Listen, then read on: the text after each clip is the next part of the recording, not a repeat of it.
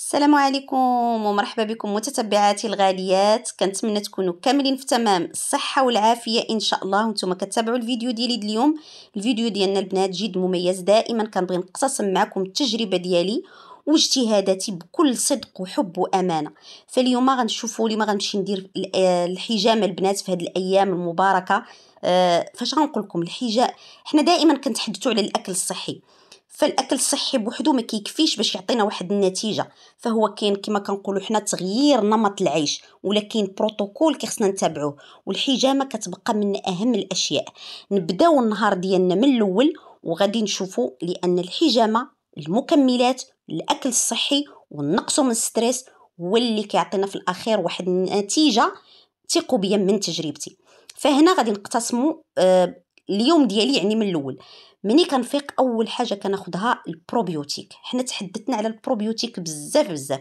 فالبروبيوتيك البنات هو اللي كيعزز لنا البكتيريا الصديقه باش كيكون عندنا امتصاص جيد، باش كتكون عندنا امعاء جيده، وبالتالي كنتغلبوا على الامراض اللي كنهضروا عليها كامله، سواء فقر الدم، سواء نقص فيتامين دي، سواء الاخوات اللي عندهم مثلا جرثومه المعده ولا القولون العصبي. فكنوصيكم بالبروبيوتيك.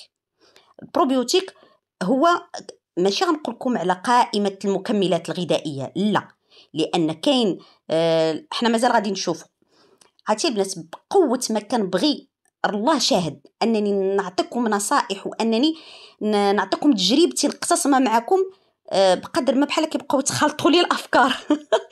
المهم هنا الفطور ديالي غنغنيه بالاضافه للبروبيوتيك اللي عندنا يعني كمكمل غذائي اللي كناخذوه كما كنقولوا على الريق. علاش؟ لان حموضه المعده كتكون منخفضه وكيمكن له يوصل ويدير يعني يدير الدور ديالو، يوصل للامعاء ويدير الدور ديالو. عندي هنا بروبيوتيك اللي هو طبيعي مخمر ولا مخلل ديال الخضر، ولكن للاسف كاين اخوات اللي ما كيستحملوش هذا البروبيوتيك، سواء البروبيوتيك يعني كمكمل غذائي، سواء هكا مخمر ولا مخلد الخضر، فكيجيهم مجهد ما كيقدروش عليه، كيدير لهم انزعاجات في الامعاء ديالهم، كيدير لهم انزعاجات في المعده. علاش؟ لان عندهم بكتيريا ضاره كثيره. تو سامبلومون بالدارجه غادي نشرحها لكم، بحال كتوقع عندهم واحد الحرب.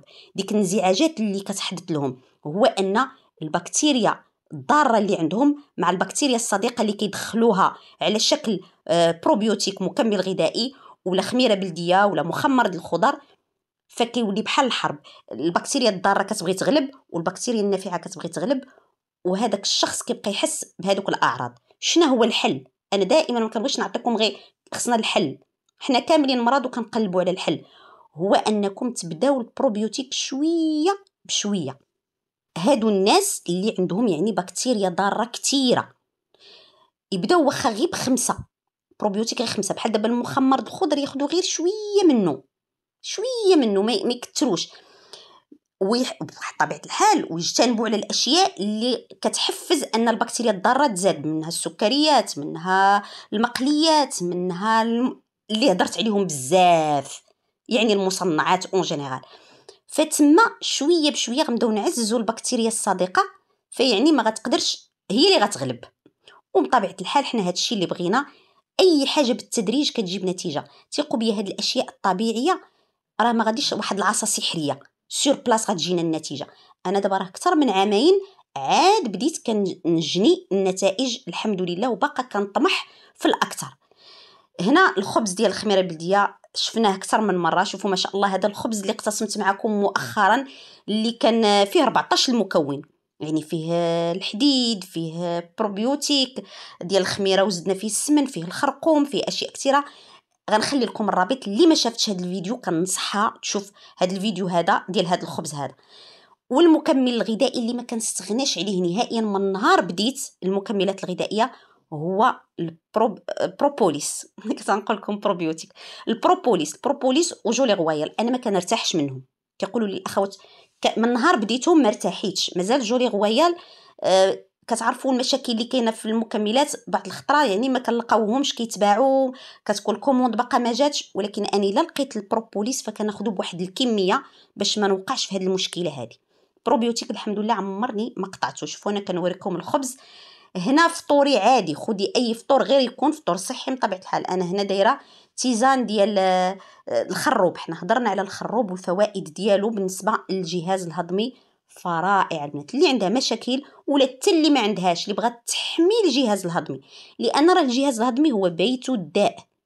عندك جهاز هضمي مخرب، فثقي بيا صحتك ما عمرها غتكون صحه جيده. فكنتمنى حتى لهنا كلشي يكون واضح. البروبيوتيك كناخذوه قبل الفطور، كنبقاو واحد نص ساعه ولا 4 ساعات 20 دقيقه بحال هكا عاد كنفطروا. اما البروبوليس وجولي غويال فكناخذوهم مع الماكله، بحال كندوزو بهم بحال كنقول وسط الاكل، باش الجسم ديالنا كيتعامل معهم كغذاء ماشي كدواء. غير نحرصوا على مكملات غذائيه اللي تكون من نوعيه جيده.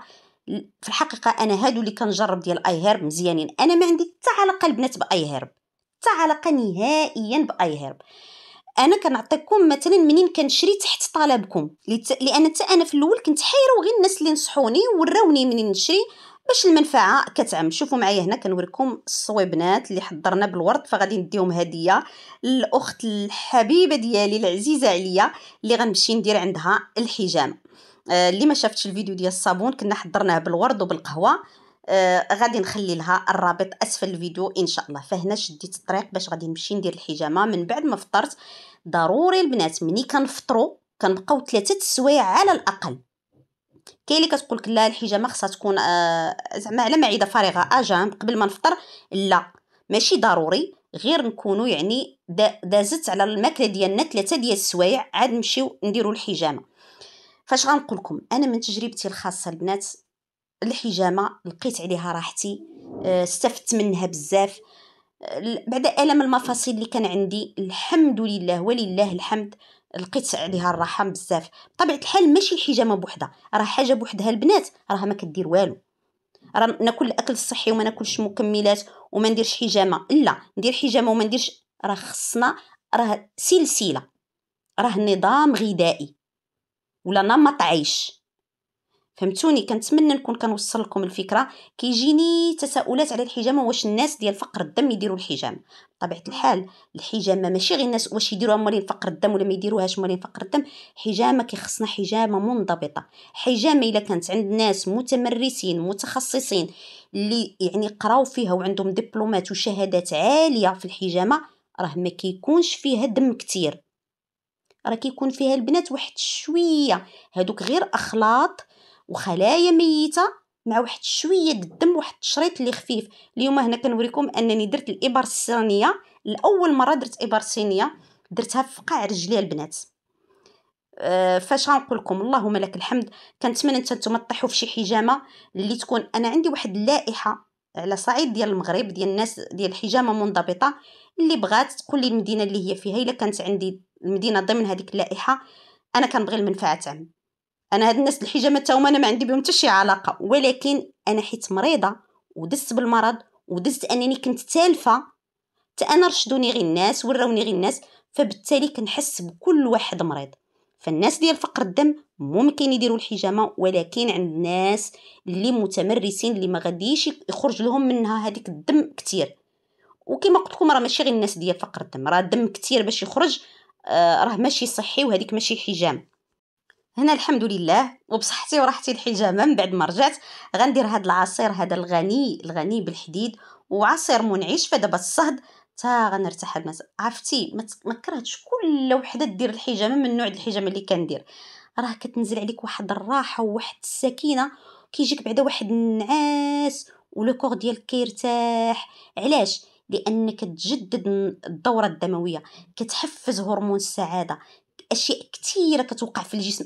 انا غنعطيكم واحد كنقولها لهم هنا في الدار عندي ملي كنجي كنقول لهم شوفوا بحال درت غدا ما غير لو كور ديالي، بحال درت ولا درت له سميتو ميزاجور الجسم ديالي الحمد لله.